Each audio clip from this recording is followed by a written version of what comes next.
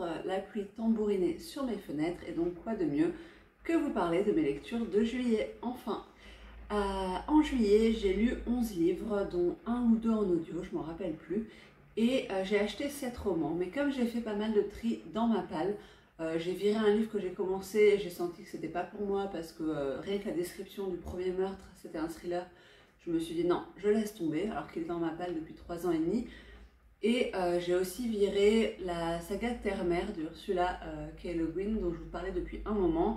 J'hésitais à la garder ou pas et en fait je me suis rendu compte que j'avais absolument zéro envie de continuer. Donc pourquoi me forcer? J'ai lu 2 tomes, j'ai pas accroché, tant pis. Ce qui fait qu'au début du mois d'août, ma palle était à 75, ce qui me rend plutôt fière parce que ça commence vraiment à aller dans le bon sens. Avant de vous parler des lectures de juillet, j'ai complètement oublié dans mon dernier update lecture de vous parler d'une lecture audio que j'ai faite avec Sybille du compte Sunset Avenue, puisqu'on fait toutes les lectures de cette saga ensemble. Il s'agit bien sûr des Détectives du Yorkshire, donc le tome 4, Rendez-vous avec le poison. Et c'était un tome assez intéressant avec encore une fois une double enquête ou une double histoire. D'un côté on a une histoire d'empoisonnement d'animaux et de l'autre côté on a l'histoire autour de Samson qui va prendre beaucoup plus d'importance puisque beaucoup de choses vont être révélées et Samson va devoir faire face à la vindicte du village, aux habitants qui finalement n'attendaient que ça pour dire je l'avais bien dit, il n'est pas fiable, etc.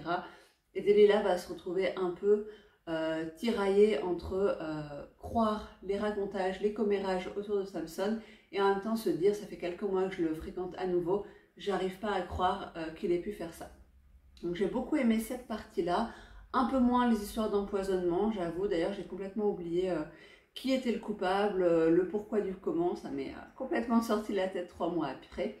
Mais voilà, ça reste quand même une très bonne lecture, hein, ça reste une saga que j'adore. Et avec Sybille, on a prévu de lire le tome 5 très bientôt, sans doute d'ici un petit mois, parce qu'on adore cette saga. Passons maintenant au bilan de juillet. Je commence tout de suite avec une suite de sagas. Il s'agit du tome 5 des Chroniques des Bridgerton, To Sir Philip with Love. C'est le tome qui va se concentrer sur l'histoire d'Héloïse. Héloïse va perdre une cousine lointaine qu'elle ne connaissait que très peu et par politesse, elle va écrire au mari de cette cousine pour lui apporter ses condoléances. À partir de là, une correspondance va se créer entre les deux personnes jusqu'à ce qu'il lui propose de venir la voir et de l'épouser. Et Héloïse, sur un peu un coup de tête, va décider d'y aller sans le dire à personne. Elle va aller voir cet homme qui habite dans un autre comté, découvrir avec stupéfaction qu'il a 2 enfants. Et bien sûr, ça va être l'histoire de leur amour naissant. C'est pas un tome que j'ai hyper aimé parce que j'ai trouvé que on retrouvait pas la verve et la répartie qui fait Héloïse, du moins dans la série. En fait, je trouve que dans les romans, Hyacinthe particulièrement est beaucoup plus drôle et beaucoup plus rebelle dans sa façon de parler qu'Héloïse, en fait, qui est un personnage qui reste somme toute classique. Elle rêve voilà, d'amour, etc.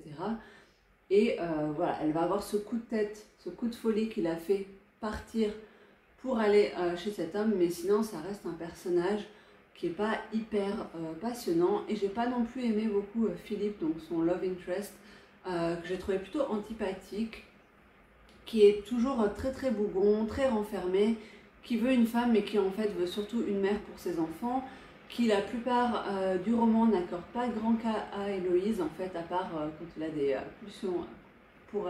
pulsions passionnelles, charnelles pour elle. Et voilà, donc c'est un tome qui franchement ne fera pas partie de mon top. Est-ce que c'est celui que j'ai le moins aimé? Je sais pas, il faudrait que j'y réfléchisse. Mais en tout cas, rien de spécial. Ensuite, on passe encore à une suite de sagas. Il s'agit de Une scandaleuse supercherie de Lynn Messina, qui est le tome 2 de la saga des enquêtes de Béatrice Highclere. Si vous suivez cette saga, il y a eu 3 tomes publiés en poche et 5 tomes sortis en grand format, mais en VO, il existe, je crois, 13 ou 17 tomes. Comme il n'y avait aucune nouvelle du tome 6 en grand format depuis un moment, puisque le tome 5 est sorti il y a longtemps, je me suis renseignée un peu, j'ai carrément parlé à l'autrice sur Instagram, et Les Escales, qui publie la série en grand format, a décidé d'arrêter la publication. Et donc j'imagine que 10-18 arrêtera aussi. Et je dois dire que ça me saoule un peu, parce que ça fait plusieurs fois que des sagas de cosy mystery que j'aime bien sont stoppés net et qu'en plus les maisons d'édition ne communiquent pas du tout dessus. C'est-à-dire quand on leur pose la question, elles font juste la sourde oreille. Et je trouve que la moindre des choses, c'est de dire on a décidé d'arrêter la série pour que les gens n'attendent pas. Et surtout, ce qui m'énerve, c'est que clairement, le Cozy Mystery a le vent en poupe en France et j'imagine outre-France aussi. Et pour moi, la raison pour laquelle il l'arrête, c'est que j'imagine que les ventes ne sont pas assez bonnes. Et si les ventes ne sont pas assez bonnes, c'est peut-être aussi parce que le marketing derrière n'est pas bon. Parce que clairement, quand on voit le Cherche Midi qui arrive à avoir un énorme succès avec quasiment toutes ces sagas de Cozy Mystery, je me dis qu'avec un bon marketing, un bon matraquage, c'est tout à fait possible et donc ça me saoule un peu. Voilà, petite parenthèse, parce que ça me saoule d'autant plus que autant j'avais été un peu mitigée avec le premier tome, autant ce deuxième tome, je l'ai vraiment beaucoup aimé. J'ai trouvé qu'il y avait énormément d'humour.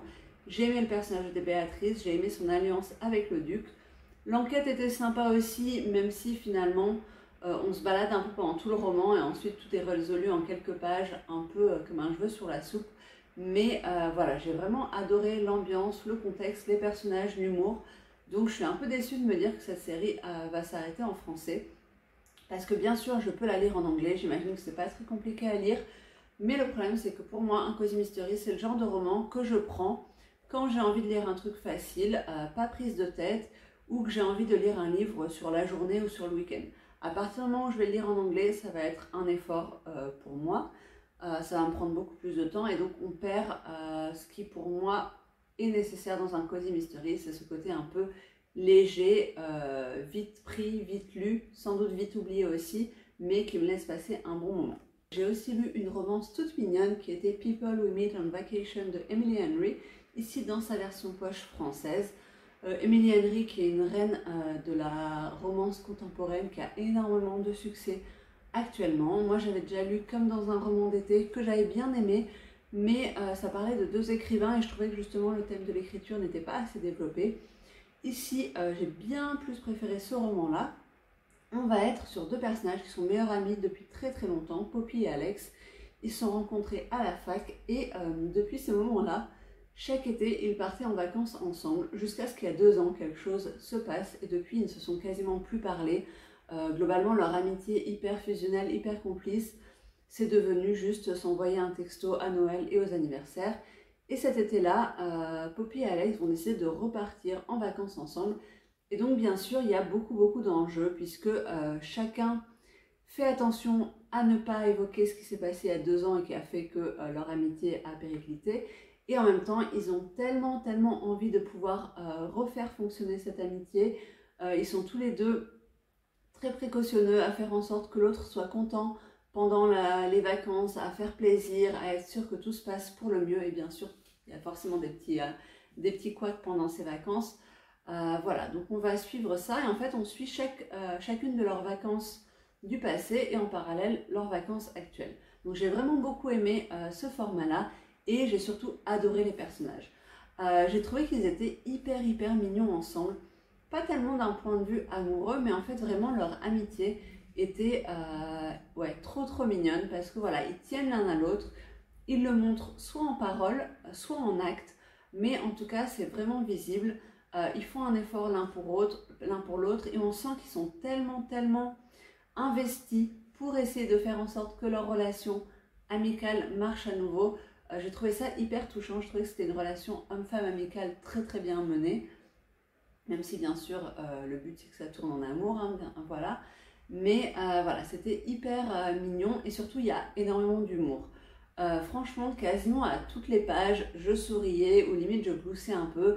C'est pas un humour qui va vous faire rire aux éclats, mais ils ont pas mal de sarcasme, ils s'envoient des vannes et c'est vraiment le genre de vanne qu'on peut faire dans son groupe d'amis, donc on se reconnaît dans leur façon de parler, dans leur façon de s'injectiver, etc. Et j'ai trouvé ça hyper mignon. Le seul petit défaut que je pourrais trouver, c'est qu'au moment où on apprend ce qui s'est passé il y a 2 ans, c'était franchement pas grand chose. C'était quelque chose qui aurait pu être résolu avec une petite discussion de 20 minutes, clairement. Donc voilà, ça un peu déçu pour cette partie et pour la petite crise de fin qui m'a semblé un peu artificielle aussi. Mais sinon, franchement, une trop bonne lecture que je vous recommande vraiment en été. Et moi, j'attends la sortie de Happy Place en format poche, sans doute pour l'été prochain. Ensuite, j'ai lu un roman gothique qui aurait été parfait à lire en automne, mais il traîne dans ma palle depuis hyper longtemps et j'étais curieuse. Donc il s'agit de Descendre sur tes mains de Nora Lake aux éditions Hurlevent. Dans ce roman, on va suivre la jeune Alice dans les années, il me semble c'est à la fin du 19e siècle. Elle a grandi dans un orphelinat et un jour un homme qu'elle ne connaît pas et qui dit être de la famille de son père ou de sa mère, en tout cas avoir été un bon ami de son père, va décider de l'adopter, donc elle va être sa tutrice. Et elle se retrouve à vivre dans ce manoir hyper glauque, un peu macabre, coupé du monde, où il n'y a que cet homme, donc le tuteur, quelques domestiques, où elle a l'impression qu'il se passe des choses la nuit, où elle entend des bruits bizarres, où elle a l'impression des fois que quelqu'un est rentré dans sa chambre. Enfin, une ambiance vraiment très macabre, très angoissante. Et on va suivre du coup la vie d'Alice au fur et à mesure des années. C'était un roman qui était vraiment hyper réussi pour son ambiance, ça clairement c'est très bien fait, très réaliste. J'ai trouvé qu'on était vraiment plongé dans cette époque, dans cette atmosphère, et même si je l'ai lu en juillet, je pouvais ressentir les courants d'air, la brume, le côté un peu froid, les frissons, donc c'était vraiment super bien fait. Au niveau de l'histoire, j'ai été peut-être un peu moins convaincue parce que j'ai moins été convaincue par les recherches amoureuses, aventures amoureuses de Alice. Déjà, je trouvais que certaines n'avaient pas lieu d'être ou ne servaient un peu à rien. Et il y a des aspects qui m'ont pas mal dérangé. Donc je ne peux pas rentrer plus dans les détails parce que clairement ça spoilerait une énorme partie de l'histoire. Si vous l'avez lu, dites-moi si c'est le cas pour vous aussi ou si vous avez complètement adhéré. En tout cas, la fin est très surprenante. Clairement, j'avais absolument pas vu venir le pourquoi du comment. J'ai trouvé ça super bien fait, très original aussi. Donc dans l'ensemble, c'est un très bon roman. Je peux tout à fait comprendre que ce soit un coup de cœur pour certaines personnes. Mais voilà, j'ai eu un peu de mal avec les personnages. Avant de passer aux 5 lectures Charleston que j'ai eues au mois de juillet, je vais vous parler d'un des romans audio que j'ai lu et c'était Les coquillages ne s'ouvrent qu'en été de Clara Hérault. De cette autrice, j'avais déjà lu Nos plus belles années, que j'avais bien aimé, mais sans plus, en tout cas, j'avais pas eu le coup de cœur attendu. J'ai beaucoup plus apprécié Les coquillages ne s'ouvrent qu'en été, même si au début c'était pas gagné. J'arrivais pas à être convaincue et je me suis dit ouais non, son écriture est pas pour moi, et finalement ça a fait mouche parce que je trouve qu'elle a quand même une façon très réaliste de capturer les angoisses de la génération, de la jeune génération, donc ceux qui ont déjà fait le pas de l'adolescence à l'âge adulte mais qui sont vraiment au tout début de l'âge adulte, début des années universitaires, qui se cherchent beaucoup, que ce soit dans un parcours professionnel, familial, émotionnel. Et donc ça, j'ai vraiment beaucoup aimé. On va suivre en fait 2 sœurs qui retournent au Pays Basque comme tous les étés. Sauf que cet été, c'est différent de d'habitude. D'un côté, on a Phoebe qui fait des études de droit, qui est la fille parfaite, adorée par sa mère, qui la prend toujours en exemple, mais qui lui met aussi beaucoup de pression pour réussir. Et elle se met énormément de pression. Elle a passé une année universitaire absolument horrible à cause de la pression. Et à côté de ça, en plus, elle avait rompu avec son amour d'enfance l'été dernier. Là, elle va le revoir et elle est forcément très angoissée, très stressée à cette idée-là de le recroiser, de voir ce qu'il est devenu, etc.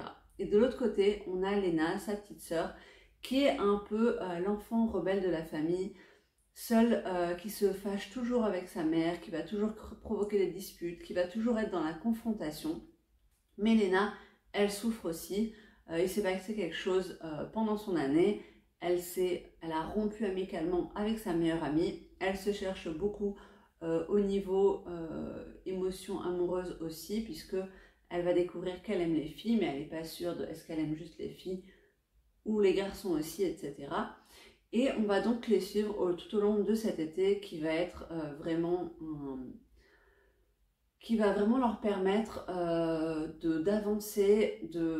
Il va y avoir beaucoup de hauts et de bas, donc d'abord beaucoup de bas, elles vont pas être bien, elles vont pas réussir à communiquer entre elles, pas réussir à communiquer avec la famille, et puis petit à petit, on va essayer de les suivre dans leur remontée de pente, on va dire.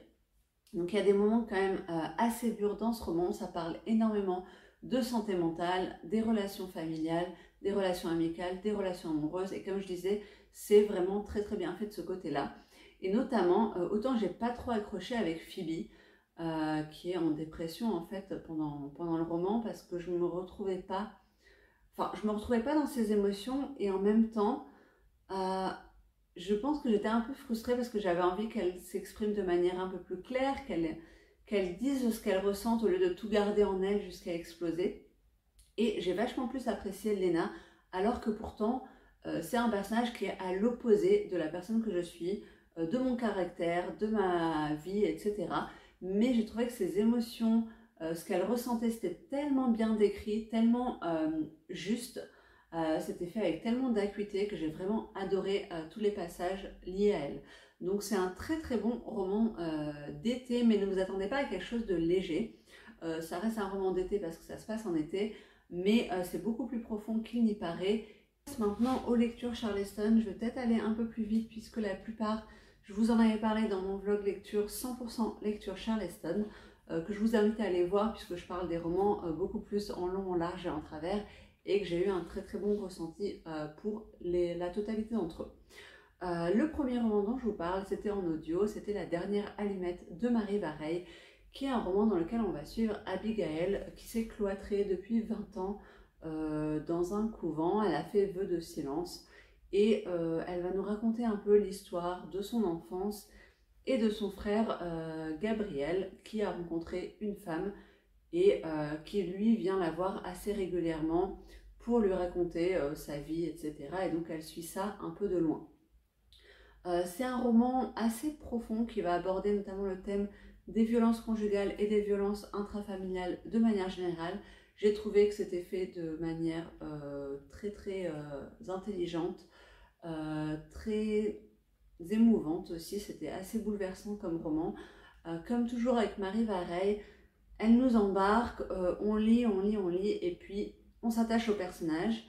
On vibre avec eux, on a beaucoup d'émotions, et à la fin, il y a un petit plot twist qu'on a vu venir ou qu'on n'a pas vu venir, et qui nous laisse complètement pantois et bouleversés, et ça a été le cas pour moi. J'ai cherché pendant tout le roman quel pouvait être ce plot twist, parce que je savais que c'est ce qu'elle fait d'habitude, et j'arrivais pas à trouver. Vraiment, je me suis posé plein de questions, j'ai vraiment cherché, j'ai essayé d'analyser, et je me suis faite complètement avoir. Après coup, ça me semble limite évident, on pense à tous les indices qu'on a ratés, mais sur le moment, vraiment, j'ai pas trouvé. Et finalement, c'est mieux comme ça parce que j'ai vraiment eu l'effet de surprise et cet effet coup de poing de l'annonce. Donc, un roman magnifique, mon préféré de Marie Vareille jusqu'à présent, que je ne peux que vous recommander. Une de mes meilleures lectures de l'année, ça a été Sur les ailes de la chance de Georgia Hunter, toujours aux éditions Charleston. Donc, c'est un roman paru il y a longtemps mais qu'ils avaient réédité pour les 10 ans de la maison d'édition. Georgia Hunter a découvert quand elle avait 15 ans qu'elle venait d'une famille de survivants de l'Holocauste, mais c'était quelque chose qui n'était pas du tout mentionné. Plus personne n'était juif ou ne fêtait les fêtes juives. Et elle a fait un énorme travail de recherche auprès des membres de sa famille encore vivants, en allant sur les traces de cette famille en Pologne également, pour retracer ce qui leur est arrivé et raconter cette histoire incroyable. En anglais, le titre c'est We Were the Lucky Ones, parce que effectivement, cette famille a eu la chance inespérée, extraordinaire, de survivre entièrement à la guerre. En tout cas, le noyau dur a survécu, c'est-à-dire les parents avec leurs enfants et leurs petits-enfants, quand il y en avait. C'est pas un spoiler, c'est vraiment le postulat de base et comment est-ce qu'ils ont fait ça, tout en sachant qu'ils ont été complètement... la famille a été éclatée. Donc il y en a un qui était en France, qui s'est retrouvé à partir pour l'Amérique du Sud, il y en a qui étaient en Pologne, il y en a qui étaient dans d'autres endroits, qui sont retrouvés au Goulag en Sibérie. Enfin vraiment, ils ont eu une histoire absolument atroce. Ils ont vécu les pires souffrances, les pires sévices, le froid, la faim, la peur, les privations, les brimades. Vraiment, c'était horrible.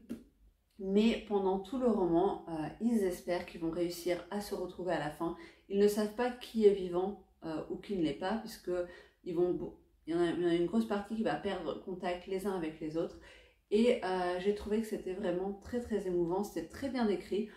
On va vraiment suivre la montée du nazisme en Pologne, les exactions exactions commises contre les juifs, la façon dont ils vont être ou déportés ou soumis au travail forcé. Voilà, c'était vraiment, vraiment bouleversant. Enfin, moi j'ai trouvé ce roman magnifique, très bien décrit. On est avec les personnages, on ressent ce qu'ils vivent. Et ce que j'ai trouvé aussi incroyable, c'est que certes, ils ont eu de la chance, puisqu'il faut de la chance pour pouvoir survivre. Il y a eu plein de moments où clairement, ça aurait pu basculer. Ils ont des actions, ça aurait pu, ça leur sauve la vie, mais des fois, ça aurait pu les conduire à leur mort, quasi certaine aussi. Donc certes, ils ont eu de la chance, mais ils ont aussi eu beaucoup de courage et ils ont aussi pris des gros risques. Et c'est ça que je trouvais assez impressionnant, c'est qu'il y a plein de, voilà, de moments où ça aurait pu les condamner et finalement, d'abord il y a cette prise de risque, ensuite il y a l'aide de la chance qui fait qu'ils s'en sortent. Donc voilà, on a l'impression que c'est un roman qui va être rose, mais pas du tout, puisque pour s'en sortir, avant ça, ils vont passer par des phases d'horreur inimaginables. Je peux que vous le recommander, pour moi c'est un des meilleurs textes publiés chez Charles Eston. Face à une autre excellente lecture, c'était Le Réseau Jane de Heather Marshall, que je voulais lire depuis très très longtemps, ici dans la version pocket, mais à la base il était sorti chez Charles Eston. Dans ce roman-là, on va suivre 3 femmes à 3 différentes époques au Canada. Donc d'abord, on va avoir Evelyn, qui est une jeune femme dans les années 60, qui a eu des rapports avec son fiancé, est tombée enceinte, mais malheureusement son fiancé meurt. Et à partir de là, cette grossesse qui aurait dû être normalement célébrée, voilà, être attendue avec impatience, devient un signe de honte, de stigmate, et elle est envoyée dans un couvent pour accoucher, pour que son enfant soit ensuite donné à l'adoption. À côté de ça, on va suivre Nancy, qui est une jeune femme dans les années 80, il me semble, ouais c'est ça, qui va s'adresser au réseau Jane, qui est un réseau mis en place pour aider les femmes à avorter illégalement. Et ensuite, à notre époque, on va suivre Angela, qui est en couple homosexuel et qui n'arrive pas à avoir d'enfants et qui va retrouver des objets qui appartiennent aux femmes d'avant ou aux époques d'avant et qui vont lui permettre de remonter un peu l'histoire de ces femmes-là. Donc c'est vraiment un roman sur la maternité, sur le désir ou non d'avoir des enfants, mais surtout sur le droit à disposer de son corps, de faire ses choix librement sans être entravé par les hommes en quelque sorte. Et je trouvais que c'était un roman très très puissant. C'est vraiment un plaidoyer pour toutes ces femmes qui n'ont pas pu faire ce qu'elles voulaient, pour nous rappeler que c'est un droit, le droit de disposer de son corps, le droit d'avoir des enfants ou pas, qu'il va falloir se battre pour maintenir parce que les choses ne sont jamais acquises. Et il était quand même assez émouvant, bien mené, le fait qu'il y ait plusieurs parties, ça le rend très rythmé. Là encore, petite plot twist à la fin, qu'avec le recul j'aurais peut-être pu deviner, mais que je n'avais absolument pas vu venir, qui m'a bien plu, même si ça a peut-être un petit côté facile et téléphoné, mais franchement c'est pas l'important dans ce roman. J'ai trouvé que ce roman, encore plus en étant jeune maman, comme vous pouvez le voir à ma tête, il m'a vraiment vraiment émue, vraiment remué, enfin je l'ai senti dans mon ventre quoi, dans certains moments, notamment avec Evelyn qui doit abandonner ce bébé qu'elle aime, qui est le fruit de l'amour entre elle et son fiancé mort, qui est la dernière chose qui reste de cet amour, qui pourrait être justement un symbole qui continuerait à vivre et à perdurer, qui pourrait lui amener de la consolation, mais non, le monde, sa famille, la société de l'époque ont décidé que c'était pas possible, et c'est tellement, tellement déchirant, parce que ce bébé grandit en elle, elle le sent vivre, elle le sent, elle sent ses battements, enfin pas ses battements, elle sent ses coups de pied, elle le sent bouger, et elle sait qu'elle va devoir l'abandonner après, tout en espérant qu'il tombe dans une bonne famille, mais en même temps ce sera jamais sa maman, donc vraiment, rien que d'en parler, je sens vraiment dans mes tripes que c'est en train de se tordre comme ça. Donc un très très très très beau roman que je ne peux que vous recommander. Voilà, attendez-vous à beaucoup d'émotions. Un autre roman dont je vous avais déjà parlé aussi dans ce vlog, c'était Pachinko de Min Jin Lee, qui avait été un énorme succès au moment de sa sortie, que j'avais dans ma palle depuis peut-être quasiment 3 ans. Je l'avais acheté à un déstockage et je n'osais pas me lancer parce qu'il est quand même assez gros, comme vous pouvez le voir. Dans ce roman, on va sur une jeune femme qui tombe enceinte qui est coréenne, qui va tomber enceinte d'un homme qui est marié. Et alors il propose de faire d'elle sa seconde épouse, donc il aurait sa vie au Japon avec ses enfants et elle resterait en Corée et il s'occuperait d'elle, de l'enfant, etc. Mais elle va refuser ça parce qu'elle se sent trahie, elle ne savait pas qu'il était marié. Et à la place, elle va accepter la proposition d'un pasteur qui se propose de l'épouser, de faire de cet enfant son enfant à lui, de l'élever comme le sien, et ils partent au Japon. Et à cette époque, le Japon est en train d'annexer la Corée et il y a beaucoup de racisme envers les Coréens qui ont accès à beaucoup moins de choses que les Japonais. Ils vont avoir tendance à vivre beaucoup plus dans la misère, pas avoir accès aux mêmes aides, pas avoir accès aux mêmes jobs, être vraiment très souvent victime de suspicion, de méfiance, de malveillance de la part des Japonais. Donc c'est une vie très dure qu'ils mènent au Japon. Et c'est cette vie-là qu'on va suivre. Donc on va suivre cette jeune femme, c'était Sunja, c'est ça, avec son mari, son enfant, sa belle-sœur, son beau-frère, etc. Et c'était un très bon roman dans lequel en fait on va suivre cette famille sur plusieurs générations. Le petit problème pour moi, c'est que la première génération est très bien étoffée. On passe beaucoup de temps avec les personnages, avec leurs pensées, avec leur psychologie, avec ce qui leur arrive. Et puis après, ça va beaucoup plus vite pour les générations d'après et on va avoir des grosses ellipses temporelles à chaque fois. Donc on est à une époque, les enfants ont 3 ans, après ils vont avoir 10 ans, après ils ont 18 ans, après ils ont 30 ans. Et donc du coup c'est un peu difficile de s'attacher à des personnages dont on a juste des extraits de leur vie à un moment donné, à un instant T, sans avoir accès suffisamment à leurs émotions et à ce qui va leur arriver tout au long de leur vie, ce qui les a menés à cet instant particulier, etc. Donc c'était un très bon roman, mais voilà, il s'essouffle un peu au fur et à mesure du roman à cause de ce manque d'étoffement des personnages. Et ensuite, j'aurais aimé quand même, pour un roman qui me paraissait être clairement une fresque familiale et historique, j'aurais aimé un peu plus de contexte historique, parce que clairement, les histoires entre le Japon et la Corée, moi, je n'y connais absolument rien. C'est un roman qui est paru en Amérique en anglais, donc je suppose que quand même la majorité des gens ne sont pas hyper renseignés sur l'histoire du Japon et de la Corée. Et donc j'aurais aimé qu'on ait un peu plus de dates clés, qu'on ait un peu plus d'explications sur pourquoi il se passe ça, qu'est-ce qui s'est passé ensuite, les évolutions politiques, etc. Parce que là j'étais un peu perdue. C'est un roman, si vous voulez vraiment tout comprendre, il faut quand même aller sur Google, sur Wikipédia à côté pour comprendre tous les enjeux politiques qui sont présents dans ce roman. Et enfin, on va finir avec une dernière lecture Charleston. Celle-là, je ne vous l'avais pas chroniquée puisque j'ai lu le roman seulement quelques semaines après le vlog. Et c'est le seul Charleston qui a été une petite déception ce mois-ci. Il s'agit de Oriane Lapouge et son roman L'étoile de la liberté qui a eu le prix du livre romantique. Alors bon, déjà, dès que c'est le prix du livre romantique, je me méfie un peu puisqu'on sait que l'histoire d'amour va prendre le pas sur le reste. Par exemple, dans Les rêves de nos mères, qui est de Karine Pitoki, elle a voulu mettre en place un contexte historique qui est bien plus étoffé dans les tomes d'après, mais dans le premier tome, on reste plus sur cette petite histoire d'amour entre les personnages. J'avais par contre adoré Le bruit des pages de Livia Mensolt, qui là, je trouvais qu'il correspondait complètement à la définition du prix du roman romantique, parce qu'il y avait vraiment un souffle romanesque, plus que romantique, qui était énormément présent, avec une partie historique aussi étoffée, et donc ça m'avait vraiment beaucoup plu, avec en plus une plume vraiment très très belle.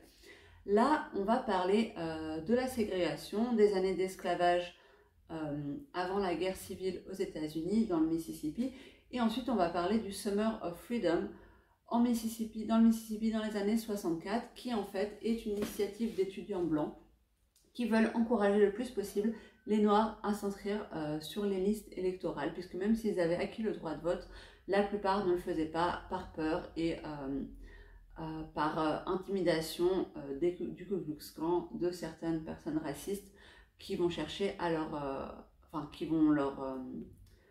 comment dire, ils ont peur des représailles en fait que ces personnes blanches peuvent faire.